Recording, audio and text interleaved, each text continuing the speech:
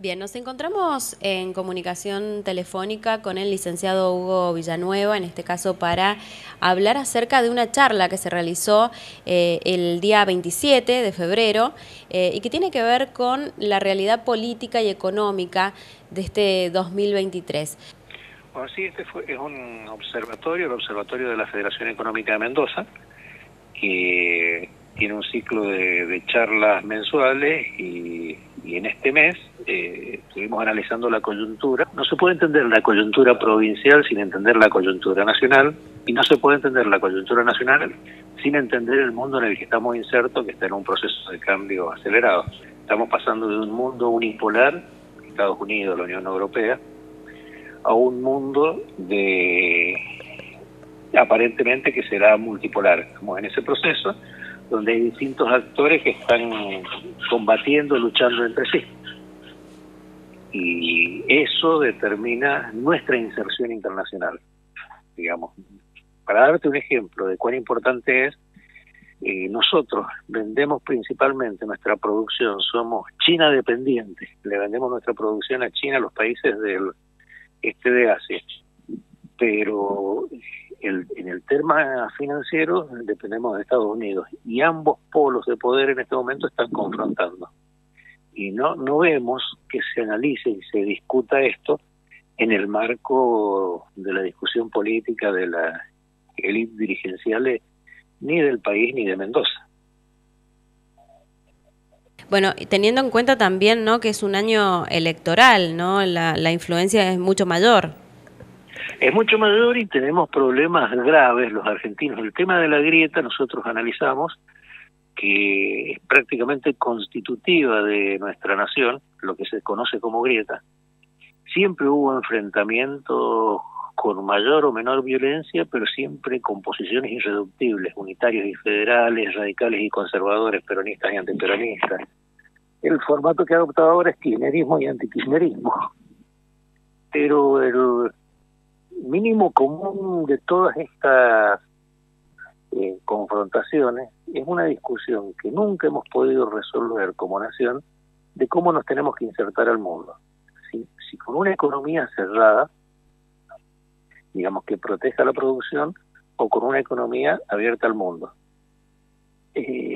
Ambas discusiones es irresuelta. Aparentemente en un periodo triunfó una, triunfó la otra, y estamos en un empate catastrófico que no podemos resolver, y eso implica nuestra economía del stop and go, que avanzamos, retrocedemos, avanzamos, nos paramos, y evidentemente mientras no podamos resolver eso, no podemos resolver lo mayor, digamos, la ecuación que nos permita salir adelante. Y tiene dos agravantes esta situación. Por un lado, como te decía, estamos en un mundo que está en un proceso de redefinición y de redefinición violenta, con conflictos por todos lados que se están aumentando su conflictividad porque se está discutiendo la distribución del poder en el mundo, desde la guerra de Ucrania hasta problemas migratorios, de recursos, y una discusión que está adquiriendo cada vez mayores niveles de violencia armada. Entonces, nosotros todavía no podemos resolver de qué manera nos vamos a insertar al mundo, pero a su vez el mundo está cambiando. No sabemos a qué mundo nos vamos a insertar.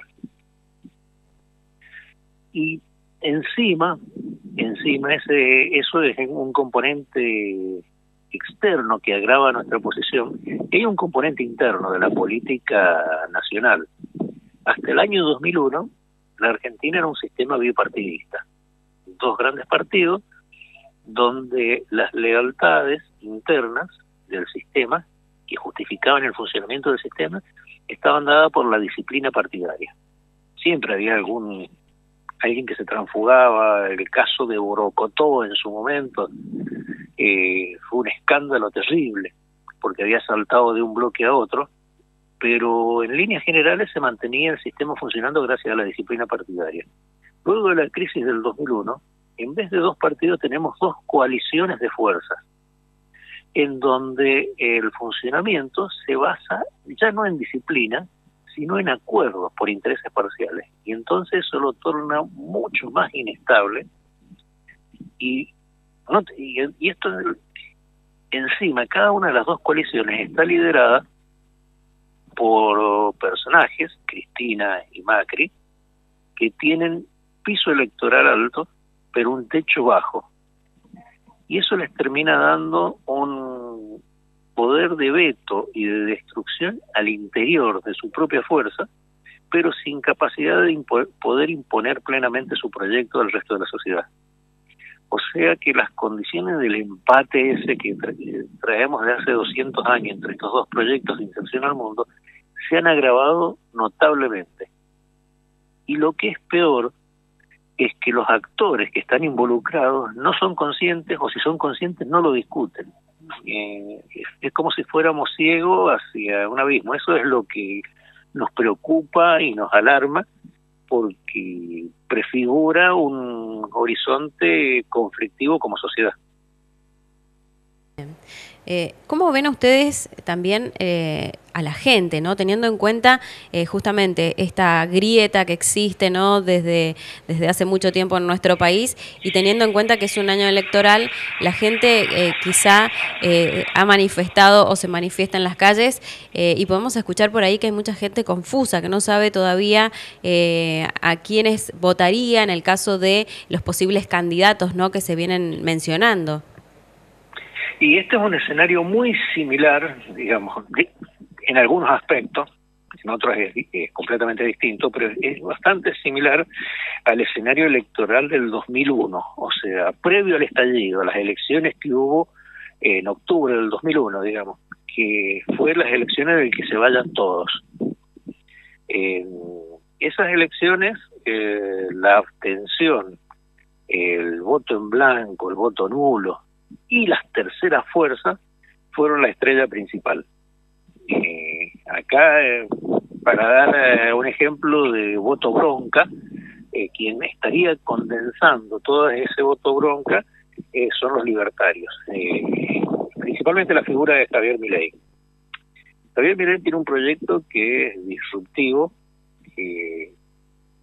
a ver, es una opinión personal, desde el punto de vista económico es insustentable, pero más allá de eso, el discurso que tiene no es un discurso racional, es un discurso basado en elementos de odio irracional, de odio contra la casta. ¿Por qué? Porque aprovecha toda esta situación que estamos viendo de empate que nos paraliza y que al paralizarnos deteriora cada vez más las condiciones de vida.